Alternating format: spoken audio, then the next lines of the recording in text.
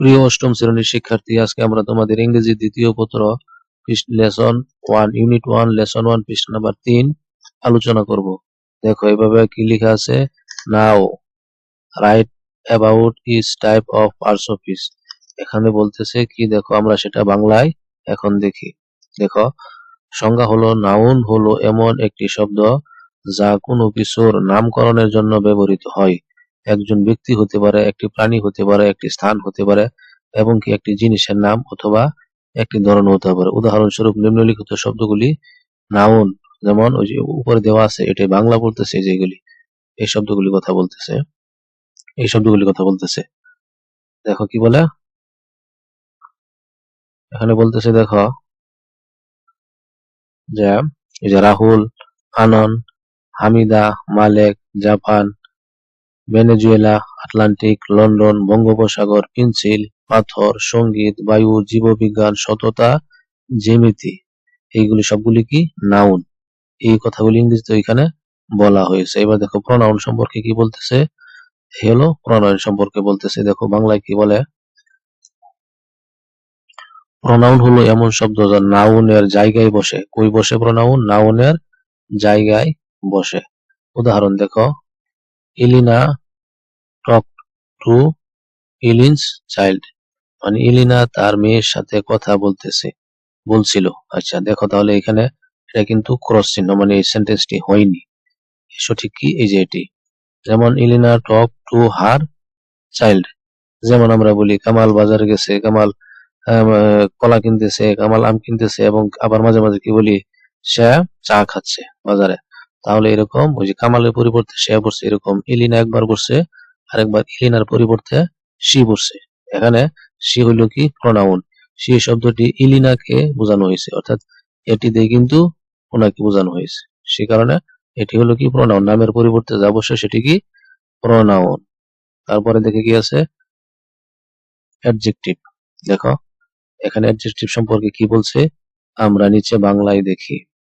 বলতেছে adjective noun বা pronoun, noun বা প্রনাউনকে বর্ণনা করে, অর্থাৎ নাউন এবং প্রনাউন সম্পর্কে কিছু বলে। সাধারণত অ্যাডজেক্টিভ নাউনের আগে বসে। অ্যাডজেক্টিভ কোথায় বসে? নাউনের আগে বসে। আচ্ছা, এটা আবার কখনো কখনো কি বলছে, লাইকলিং ভার্ব এর পরে বসে। আমরা দেখি যে অ্যাডজেক্টিভ নাউনের আগে বসে। যেমন দেখো উদাহরণ দিছে, তাই স্মার্ট স্টুডেন্ট।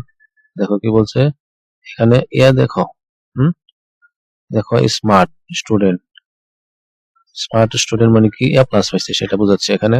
তাহলে দেখো স্মার্ট, এখানে স্টুডেন্ট কে বর্ণনা করেছে, সেজন্য এভাবে বলা হয়েছে। তারপরে এটা দেখো উদাহরণ, আই ফিল হ্যাপি। আমি দেখো হ্যাপি, আই কেমন অনুভব করছে, মানে এখানে বলতেছে আই ফিল, আমি অনুভব করি আনন্দিত বা খুশি। আচ্ছা, তাহলে বলতেছে যে এই হ্যাপি শব্দ দিয়ে আই কে বোঝাচ্ছে। হ্যাঁ, তাহলে আই কেমন অনুভব করছে তা বোঝাচ্ছে। তারপরে দেখো ভার্ব, ভার্ব কি, এই দেখো ইংরেজি এখানে কি বলছে, আমরা সেটি বাংলায় দেখি। বলতেছে ক্রিয়া মানে কি ভার্ব। ভার্ব সাধারণত এখানে ক্রিয়াও বলতে পারো, ভার্বও বলতে পারো। ভার্ব সাধারণত একটি ক্রিয়া যা অবস্থা প্রকাশ করে। হ্যাঁ, ক্রিয়াপদের বিভিন্ন শ্রেণী বিভাগ রয়েছে, যেমন ক্রিয়া, তারপরে বলতেছে কি সংযোগকারী ক্রিয়া, প্রধান ক্রিয়া, সহায়ক ক্রিয়া, সকর্মক ক্রিয়া, সকর্ম ক্রিয়া, অকর্ম ক্রিয়া। আচ্ছা, এখানে উদাহরণ দেখো, এই যে উদাহরণ, সে দৌড়ায়, সে খেলে, তারা অধ্যয়ন করে। সম্পর্কিত ক্রিয়াপদের বিষয়কে একটি বিশেষণ বা বিশেষণের সাথে সংযুক্ত করে, অর্থাৎ নাউন বা প্রনাউনের সাথে সংযুক্ত করে। যেমন কি সে দৌড়ায়, কি করতেছে, সে দৌড়াচ্ছে, তাহলে তার সাথে এটা সংযোগ করছে। তারা অধ্যয়ন করছে, কি করতেছে, পড়তেছে, তাহলে তাদের সাথে সংযোগ করছে। মতিন বুদ্ধিমান, তিনি একজন শিক্ষক। আচ্ছা, তাহলে নিচে দেখি আমরা, দেখো এখানে সংযোগকারী ক্রিয়াপদ বিশেষণ বুদ্ধিমান বা একটি বিশেষ শিক্ষক কি বিষয়ের সাথে সংযোগ করছে। আচ্ছা, তাহলে অ্যাডভার্ব সম্পর্কে কি বলতেছে চলো দেখি। দেখো অ্যাডভার্ব হলো এমন একটি শব্দ যা কোনো ক্রিয়া, বিশেষণ অথবা অন্য একটি ক্রিয়া বিশ্লেষণকে পরিবর্তন বা বর্ণনা করে। শিক্ষক যত্ন সহকারে বাড়ির কাজটি পরীক্ষা করেন।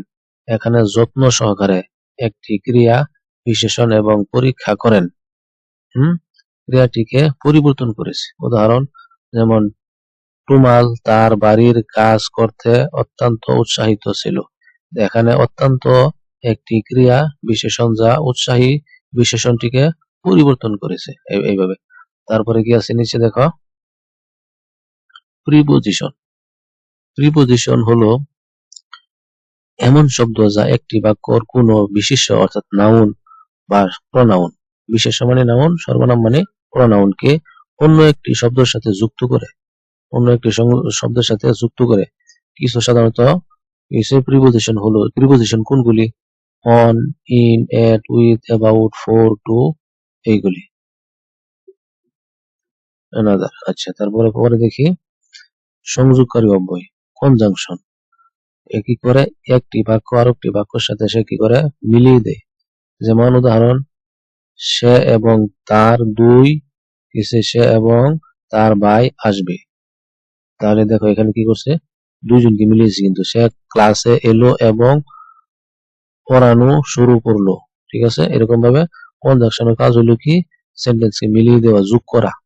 তারপরে কি করছে? ইন্টারজেকশন, আবেগসূচক অব্যয় বা বাক্য। যাই বলো, আবেগসূচক অব্যয় হলো এমন শব্দ যা মনের অনুভূতি বা আবেগ প্রকাশ করতে সাহায্য করে। এগুলো সাধারণত গল্প ভিত্তিক লেখায়, সাক্ষাৎকারে এবং কথ্য ইংরেজিতে পাওয়া যায়। এগুলো একাও ব্যবহার হয়ে যায়। যেমন এই কথাগুলি এবং শেষে কি এই চিহ্ন থাকবে, এক্সক্লামেটরি চিহ্ন থাকবে, এগুলিকে এক্সক্লামেটরি চিহ্ন বলা হয়। তারপরে দেখো পৃষ্ঠা নম্বর 6।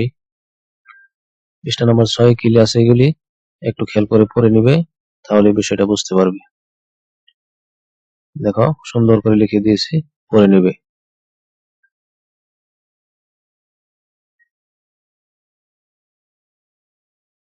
একেবারে সবগুলি দিয়ে বুঝিয়ে দিয়েছি, সময় করে দেখে নিবি। আজকে এই পর্যন্তই। আগামীতে আমরা লেসন 2 আলোচনা করবো।